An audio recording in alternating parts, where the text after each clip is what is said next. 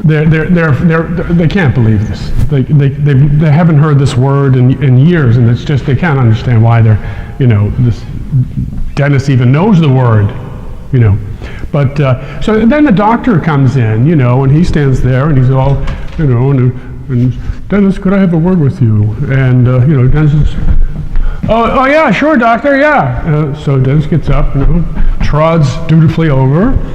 Yes, doctor. Dennis, is it possible that you could use some other word to describe your illness and why you're here at the office? Is it possible? Could you sit down and wait for me to get to see you today and use another word? Oh, sure, doctor, sure. I'm sorry. Oh, yeah, okay, all right, yeah, okay. So he sits down. The doctor goes back in his clinical room, waiting, examining another woman patient, female patient. When Tom comes in to the waiting room of the medical office, and he sees, hi Shirley, hi Maxine, hi Michael, hi Stephen, hi Dennis. Hey, Dennis says, hi Tom, how are you? Tom says, good. Tom says, Dennis, why are you in here? Dennis says, my elbow. Tom says, oh yeah. What's wrong with your elbow, Dennis? Dennis says, I can't pee.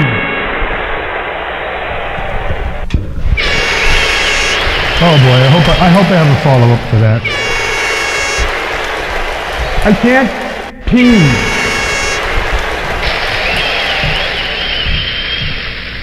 Man goes into a barroom. He's out of work for 6 months. He's sitting there with the bartender. He asks for a beer. The bartender pours him a beer. He says, what's up, Jerry? Jerry says, well, I haven't had a job in 6 months. I'm signing every list for every job possible. I just don't know where to go from here. I've got to get a job. And so Jerry says, any possible prospects coming your way? So he says, yeah, I got something coming. I think they told me to come in for an interview. And he said, oh, really? What's the job? He said, well, a gynecologist assistant. And Jerry said, well, what does that entail? Well, you see, as a gynecologist assistant, my job would be to hang up the ladies' clothes, put their coats on the rack, and fold their underwear, and put that aside for them, and give them a towel to wrap around, and then maybe apply a little bit of oil around that area if it's dry and something like that. So Jerry said, wow, that sounds like a very interesting job. So when do you apply, when do you go for your interview? Oh, where's the interview? When are you going to go? Oh, well, the interview's in Medford, and they told me to come by tomorrow at 2 o'clock. And they said to go to the Amherst.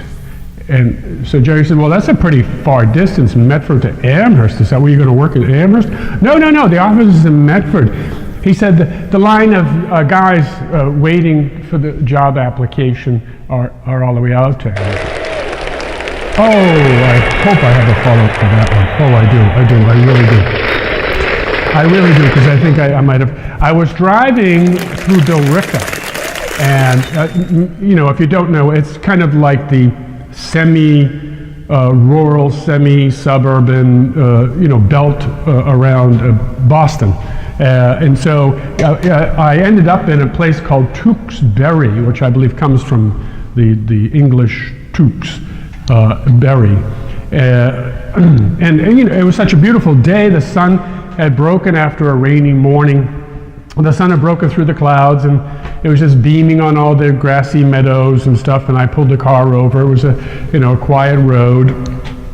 And I got out and I started to stretch and feel the sunshine. I could smell the chlorophyll from the grass or something like that, I think, so I could, and then I was enjoying that, and and I said, I think I'll just take a walk, and I could see some trees in the distance, and I thought, well, I'll just walk over there, and just relax and see how that is, and then walk back, and then get in the car and go home.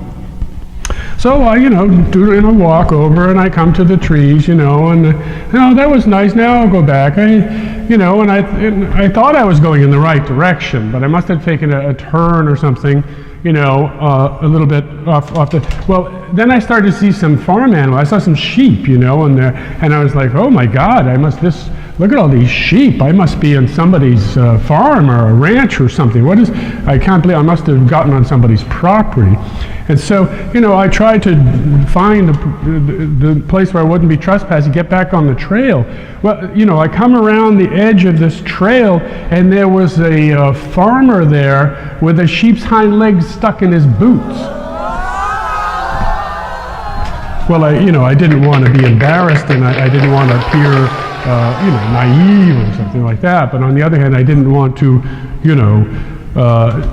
take it all in for, and be, So I said to the farmer, "Are you shearing that sheep?" He said, No, you'll have to go get your own. Oh, I really hope I have a follow-up to this. I really do. Oh, my cousin called me last night. He said, you better hurry up home. I said, why is that? He said, your wife lost her voice. I said, I'll be right there. I don't want to miss it. The woman just won't let me get a word in edgewise any day. Never. No, she's constantly. Whatever I say, she says exactly the same thing like she thought of it first. No. If she loses her voice, I want to be there. Yes, I do, yes. Well, thank you very much for coming tonight. Appreciate it. You've been a great audience, been absolutely wonderful, very attentive, very focused, and of course, you've been very happy. And, I'm really, really proud that no matter what government comes into power in this country, in America, we will always be able to laugh.